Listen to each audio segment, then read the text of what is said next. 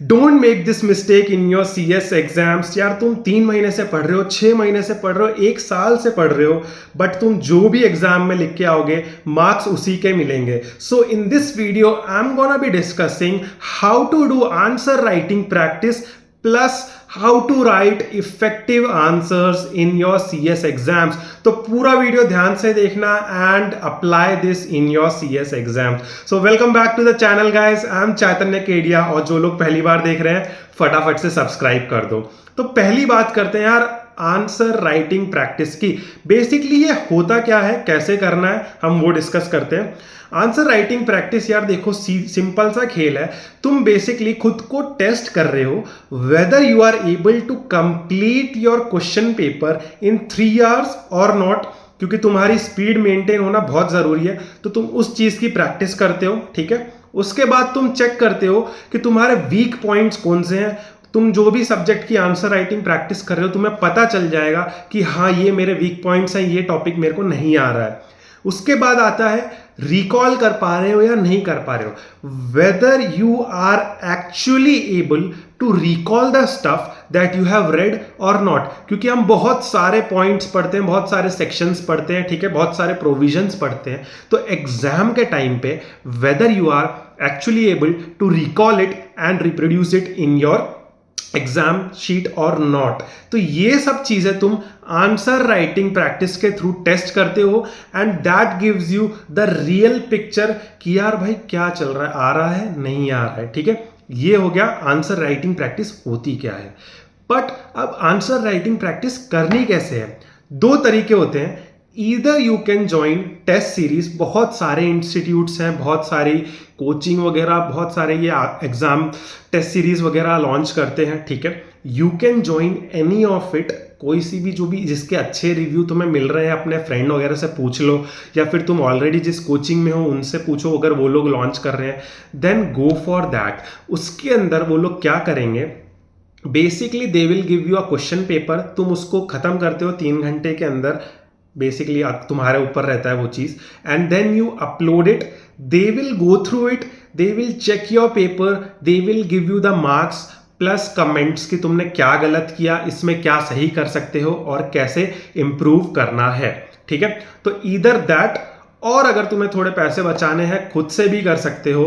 That is तुम यार कोई भी ICSI का प्रीवियस ईयर क्वेश्चन पेपर उठाओ, ठीक है, ऑनेस्टली, और उसको लेके तुम 3 घंटे में उसको पूरा अच्छे से सॉल्व करने की कोशिश करो।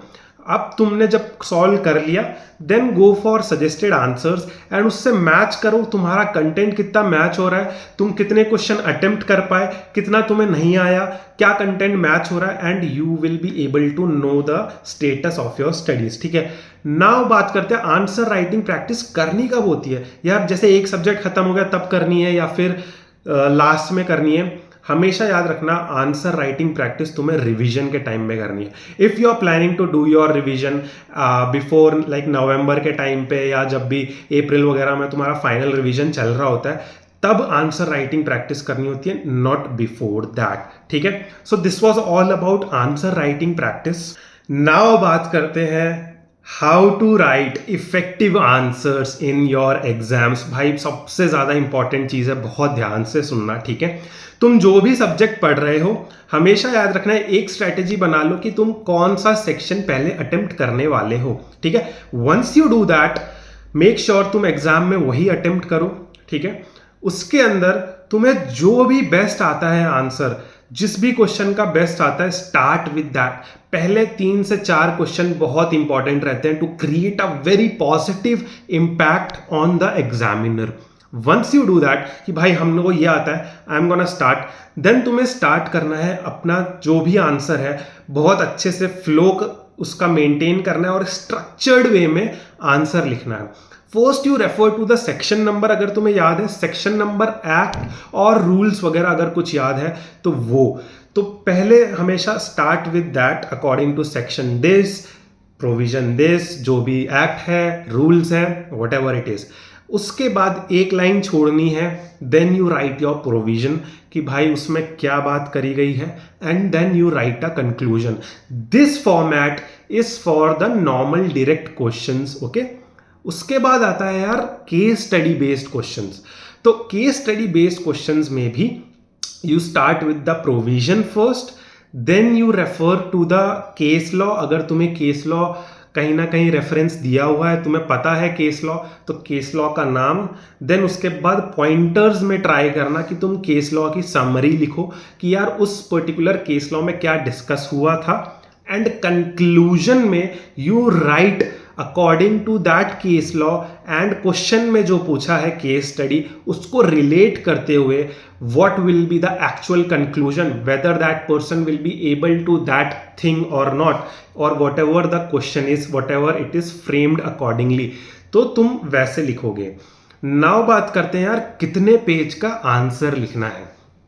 3 से 5 नंबर के जो भी क्वेश्चंस रहते हैं उसके लिए तुम 1 पेज से 1.5 पेज तक का आंसर लिख सकते हो। बहुत ट्राई करना, डायरेक्ट लिखो, ज़्यादा इधर उधर की फेंकना मत। एग्जामिनर के पास यार टाइम नहीं है, जितना रिलेवेंट कंटेंट लिख सकते हो उतना रिलेवेंट ही लिखना। उसके बाद यार हमेशा ध्यान रखना जब भी तुम आंसर लिख रहे हो पॉइंटर्स में ट्राई करना, पैराग्राफ फॉर्म मत करना। अगर तुम्हें लग रहा है कोई पॉइंट बहुत ज़्यादा बड़ा हो रहा है उसको ब्रेक कर दो, पॉइंटर्स में ला दो। अगर कोई पॉइंट के ज़्यादा बड़ा कंटेंट है तो उसको सब पॉइंट्स बना के लिख दो। It will help you to create a very neat and clean presentation plus a very direct approach. ठीक है, फोकस करना एग्जाम्स में कि तुम कीवर्ड्स और ज़्यादा से ज़्यादा लीगल लैंग्वेज का यूज़ कर सको। Whereas according to this, all these legal words, use that. Otherwise क्या होगा, अगर तुम बहुत लेमेन्स लैंग्वेज यूज करोगे ना, it won't create a very good impact on the examiner. Otherwise एक चीज़ और होती है, प्रैक्टिकल क्वेश्चन में स्टेप्स बहुत अच्छे से फॉलो करने हैं। ठीक है, बहुत नीटली प्रेजेंट करना है अपने प्रैक्टिकल क्वेश्चंस को। ठीक है, hope this helps you.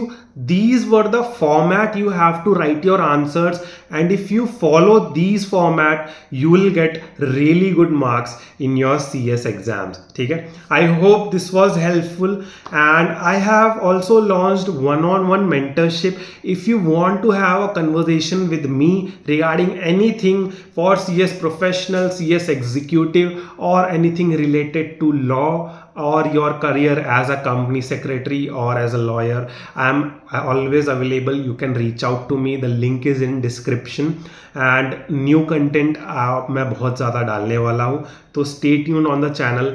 Like this video, share with your friends and subscribe to the channel. चलो, take care, bye bye.